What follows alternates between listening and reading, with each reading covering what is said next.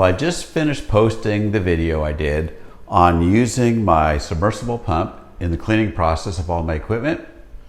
And then it occurred to me there's one other project I wanted to always do where I could use this same pump, and that is to build up a keg washing system. Now the reason I'm doing this is, if you're like me at all, you started off brewing and everything was exciting, you had your kegs, I'd break them all down, clean them really good, and then that got to be kind of old, so then I just kind of soak them and try to scrub them a bit. And at the end of it all, I realized I'm really not cleaning these as well as I should. So I figured if I can automate the process, it'll make it a lot easier and I'll probably do a better job. So what I'm gonna do is take this pump, gonna mount this PVC pipe to it. I'm gonna run up through a T, break it off to have a flow for the 2 dip tubes. And then on top of it, I'm gonna use an old spray ball that I have to be the actual spray to wash the inside of the keg. I'm gonna put the whole thing together. I'm gonna have to use some clamps. I got some extra hose.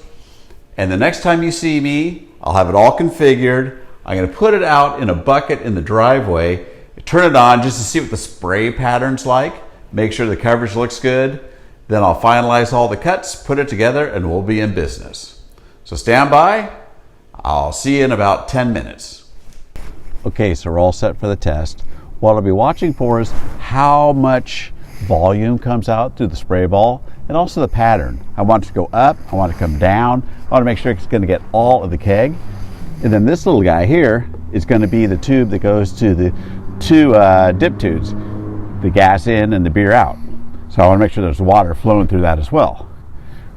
Right now, none of this is glued together. It may just all fly apart. It'll be fun to see either way.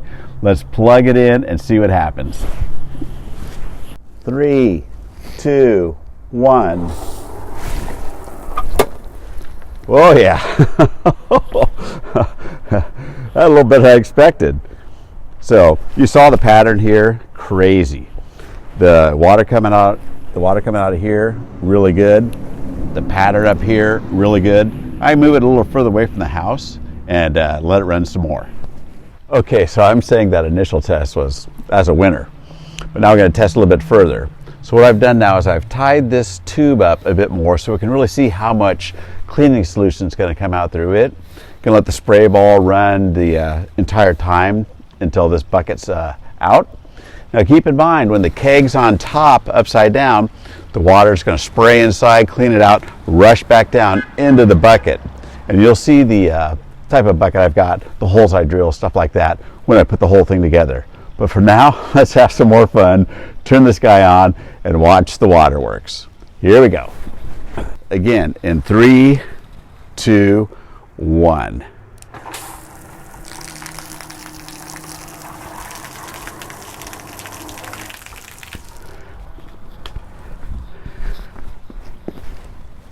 Hello, clean kegs. Very pleased with how this is going. Let me finish up the bucket configuration, get everything put together, and I'll show you exactly what we got. Okay, that was pretty easy. You can see how I have it set up right now as if I was going to go ahead and wash this keg. I've attached the hoses here. They go down to that little T that I showed you earlier. This guy I cut to the right length so that it's going to be about halfway up into the keg. Now it's just a matter of flipping them over, making sure I have hot PBW in here. And I tend to like to run between 130 and 140 degrees with that. It will go something like this. Just turn it on and let the machine do its work. That's all there is to it. Pretty simple overall. Really happy with how this came out. I'm 100% confident in the performance, and we'll get washing here.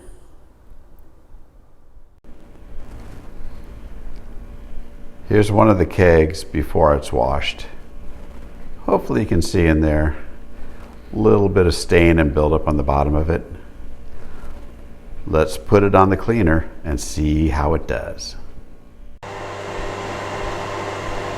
Well, here she is in action. Not a whole lot to see, but you can hear the pump running, blasting that hot PBW into the keg, going through both dip tubes, and I'll let it run for about 15 minutes before I do a hot water rinse. You see the two other kegs behind it are on standby.